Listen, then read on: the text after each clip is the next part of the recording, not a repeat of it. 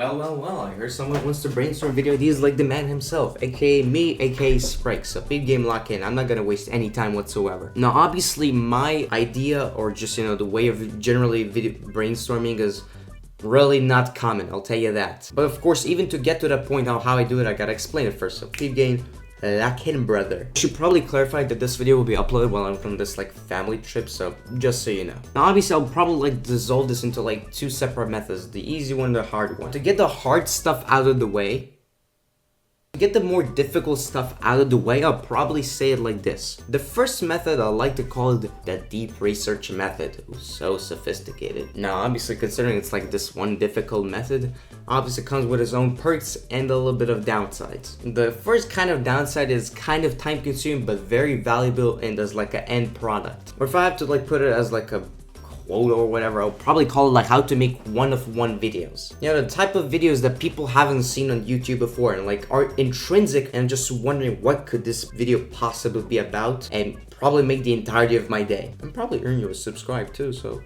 let's work towards that. Now, what really involves this deep research is just, scrolling through YouTube and watching a plentiful of videos and thinking to yourself hey, what video, for example, I can take and just create something in my own twist that's gonna make it more enjoyable. Obviously, it's friendly competition. We're creating content for sake of creating and bringing smiles and laughters and gigs and shits to other people watching. But most importantly, creating art. Now, okay, for this example, let's say you have this X video idea, for example. So obviously you type this video idea into the YouTube search bar, and obviously some results are gonna pop up. Some eerily similar to something you thought of, or something a complete replica of it. And of course, to come back to the previous point I made, you gotta think to yourself, hey, considering this video exists, how can I make it more infinitely better while making it in my own style? Now, creating your own style video editing or storytelling is completely unique to you. There's no set amount of time where you can say to yourself, yeah, this is the exact style I'm gonna make. Obviously, it's gonna take time. It can be a combination of 20 different YouTubers, and some people won't even realize it. But the point is, if you can introduce something you thought of that is kind of original without reinventing the whole wheel,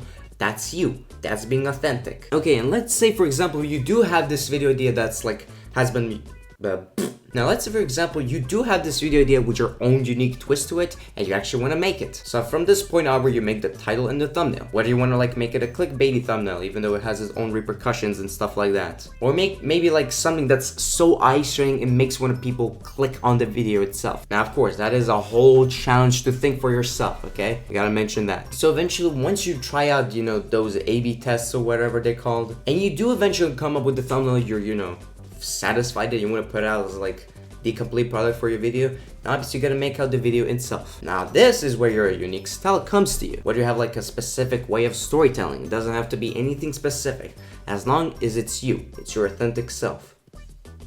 Anyway, as long as you're not copying for people, because literally nobody likes that, and it's very apparent. Now obviously things need to be considered that this first method is kind of time consuming to explain it in this very specific format. Sure, for some videos it may be faster, for some it might take even months to time, speaking from experience, but usually the end product for that is so much infinitely more creative, enjoyable, and something that you will eventually be proud of making. Now the easier method, or the method 2, I like to call it, is keep it simple, stupid.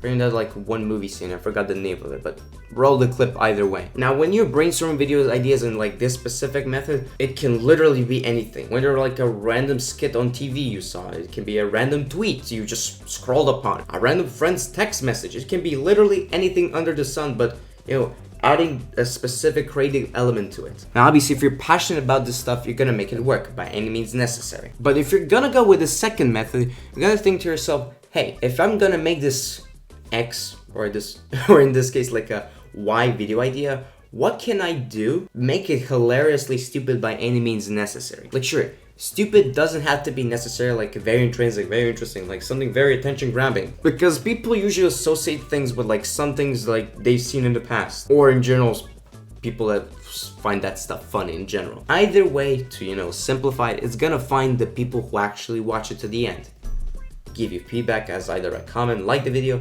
or eventually subscribe, as I mentioned earlier. If you haven't already, do that. Now, one thing I didn't mention throughout this entire video is What do method 1 and 2 even have in common? Well, to put it in the most plainest of Sprake's words, even though I can be very intrinsic and linguistic and very vocabulary induced, is to be in the most simplest form unique. Because when I tell you this, nobody wants to watch a copy of someone. They can just turn down that guy's thing and just go watch them instead. There's so many unique creators on this platform, whether it's here on YouTube, Twitch, anywhere quite literally, that have their like own voice of reasoning art is something they want to show to the world. Or it's like screaming to a microphone, doing some random bits that are completely spontaneous, doesn't matter.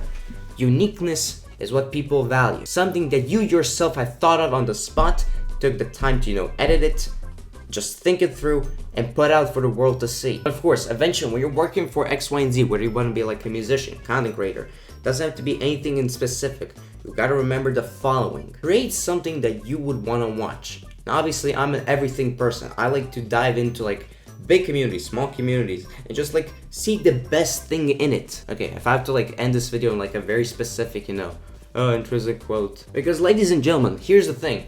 Make the videos you want to watch. Keep the grind going, trust in your own abilities, and by any means, Earth is just a rock without the voices of art.